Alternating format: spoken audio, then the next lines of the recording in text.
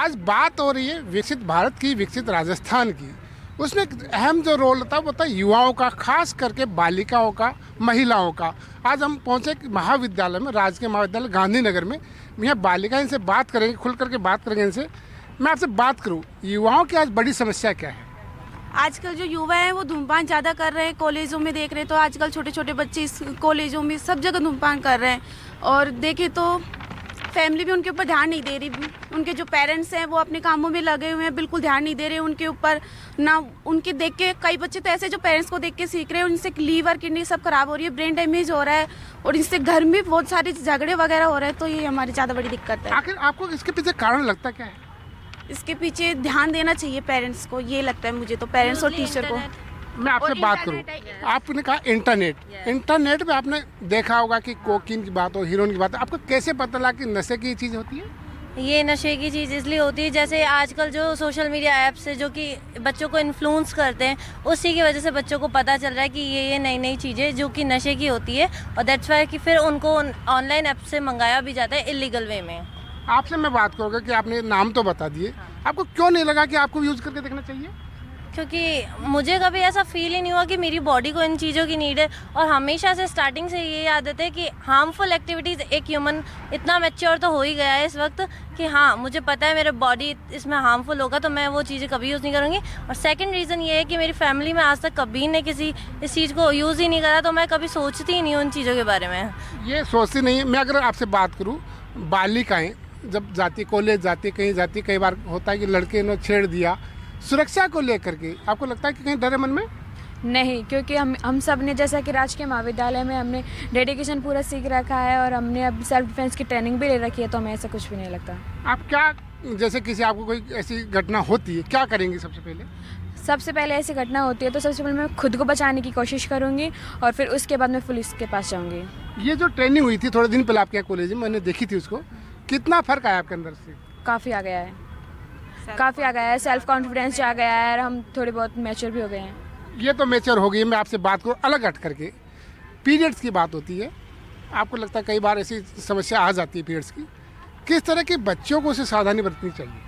सबको उससे सावधानी बरतनी चाहिए। और शायद मुझे लगता है कि मम्मी पापा को या फिर अपनी मम्मी को मतलब बचपन में या फिर उसके 10 साल की उम्र होती है तभी उसको बता देना चाहिए कि ये परेशानी होती है, इससे लड़ सके, ताकि वो फिर बाद में जाकर उसको ऐसा नहीं होगा कि मैं इस परेशानी से कैसे करूँ या फिर मैं कैसे झेलूँ।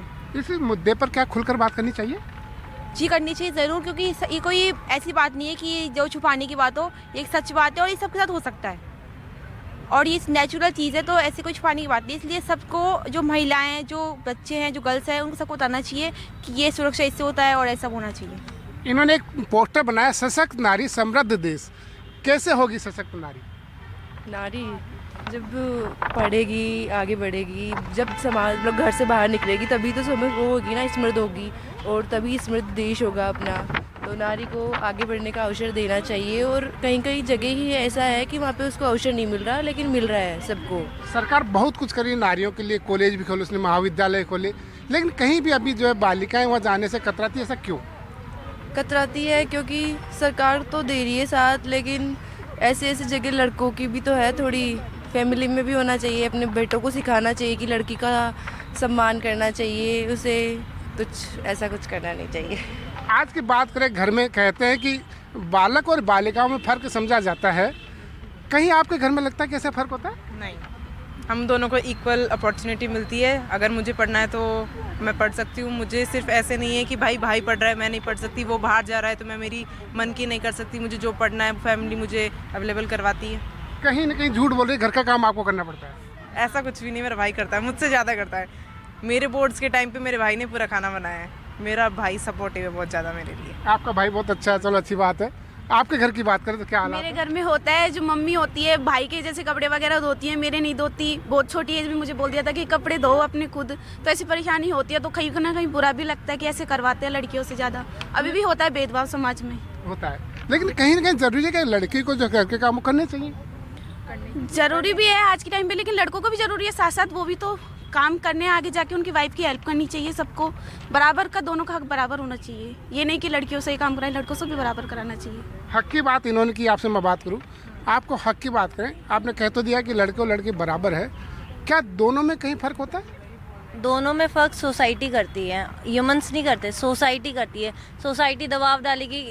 ये नहीं है कि मेल्स को वो नहीं मिलता, मेल्स को ऐसे कहा जाता है कि वो सोसाइटी में रो नहीं सकते हैं। क्यों भाई, वो भी तो इंसान है, वो क्यों नहीं रो सकते? फीमेल्स को ऐसे बोला जाता है कि तुमको यही तुम्हारा यही काम है, तुम्हें आगे जाके रोटी चोखा करना है। क्यों भाई, आगे जाके वो कलेक्टर बनेगी, अपने घर में नौकर रखेगी, तो वो मेल नौकर रखेगी तो वो मेल नौकर काम नहीं करेगा।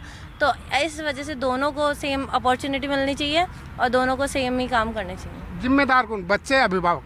हाँ, कौन? अभिभावक। स्पेशली अगर मेरे घर में देखा जाए तो मैं जितना पढ़ चुकी हूँ, मैं एक ही बात बोलती हूँ। पहले होता था डिस्क्रिमिनेशन, तो मैं एक वर्ड यूज़ करती थी मेरे पेरेंट्स को लेके कि आप डिस्क्रिमिनेट करते हो हम दोनों के बीच में। तो जो बच्चे अगर पढ़ रहे हैं तो वो बच्चे अपने पेरेंट्स को जागरूक करते हैं कि डिस्क्रिमिनेशन नहीं होना चाहिए, और उस वजह से आज अगर मेरे घर में देखा जाए तो हम दोनों में इतना डिस्क्रिमिनेशन नहीं होता जितना पहले होता था।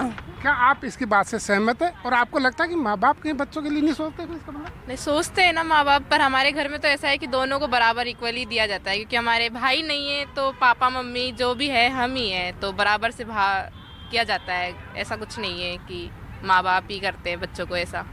तो इन बालिकाओं से हमने बात की, निकल कर के यही सामने आया कि नशे की बात हो, देश में नारी सशक्तिकरण की बात हो, उसमें आजकल की जो बालिकाएं वो आगे निकल कर के आ रही है, और इससे विकसित राजस्थान की जो बात की जा रही है कहीं न कहीं बड़ा योगदान साबित होगा। आलम के साथ धर्मेंद्र सिंघल, समाचार प्लस, जयपुर।